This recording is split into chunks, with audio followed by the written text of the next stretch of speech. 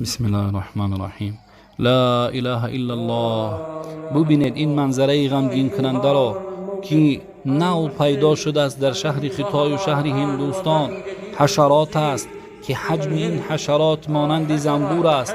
هر کسی را که میگزد در حال می افتد و می میرد. پروردگار ما را از این بلا نجات بده و دولت‌های مسلمان نشین را نیز نجات بده.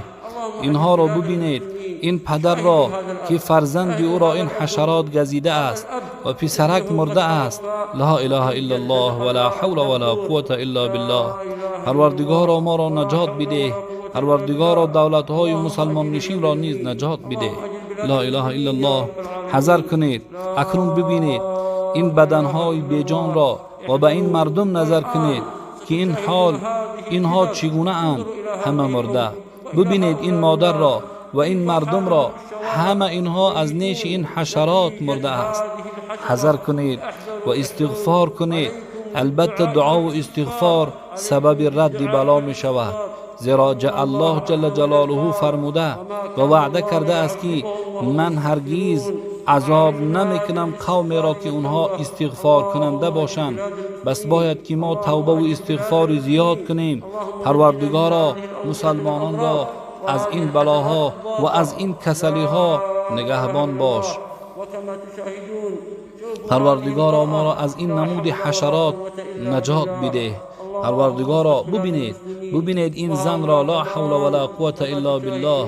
اینها همان مردم است. همچنانی که میبینید در صورت، از خدا بترسید. حذر کنید، حذر کنید، حذر کنید. ببینید، نظر کنید به این حشرات. این همون حشرات میده است. لا حول ولا قوة الا بالله. به شهرها نظر کنید. شهرها خالی شده و دیه ها همه خالی هستند.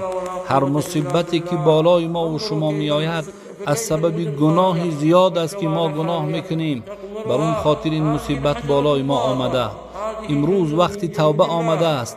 امروز باید ما توبه کنیم و رو به سوی پروردگار بیاریم. توبه کنید. حذر کنید برادران عزیز. توبه کنید، توبه کنید. الها ما توبه کردیم و به سوی تو بازگشتیم.